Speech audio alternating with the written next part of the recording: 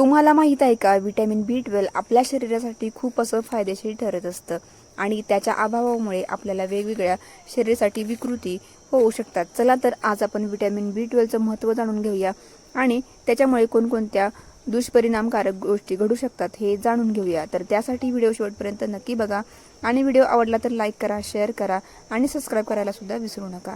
चला तर आज आपण व्हिटॅमिन B12ची माहिती घेऊया.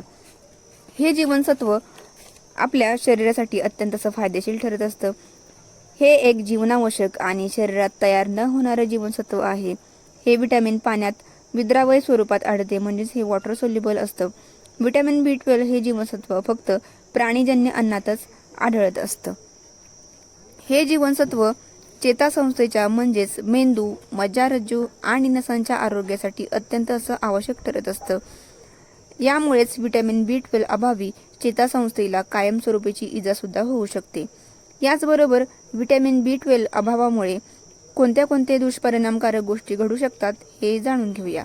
हातापायाला मुंग्या येणे, हातापायाची आग होणे, हातापायाच्या स्नायूंची ताकद कमी होणे, थकवा येणे, कमरेपासून खालचा भाग लुळा पडणे, याचबरोबर याच्या अभावामुळे शरीराचा तोल सुद्धा जाऊ शकतो. याचबरोबर DNA तयार होण्याच्या प्रक्रियेत सुद्धा महत्त्वाचा हा व्हिटॅमिन B12 आहे. या व्हिटॅमिन B12 मुळे पेशी विभाजनातही महत्त्वाचा वाटा असतो.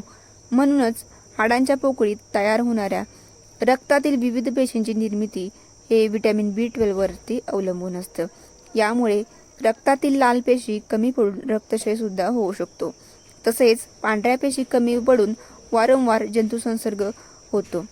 पचनसंस्थेची झीज भरून न आल्याने रक्तवाहिन्या फुगून तिथून रक्तस्राव होतो.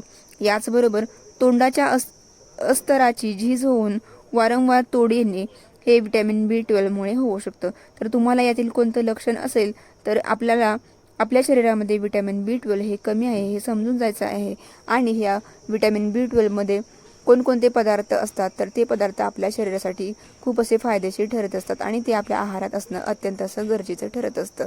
चला तर ही महत्त्वपूर्ण माहिती तुम्हाला आवडली असेल तर या चॅनलला व्हिडिओला लाईक करा, शेअर करा आणि सबस्क्राईब करायला सुद्धा विसरू नका. भेटूया नंतर अशीच एक महत्त्वपूर्ण माहिती घेऊन. धन्यवाद.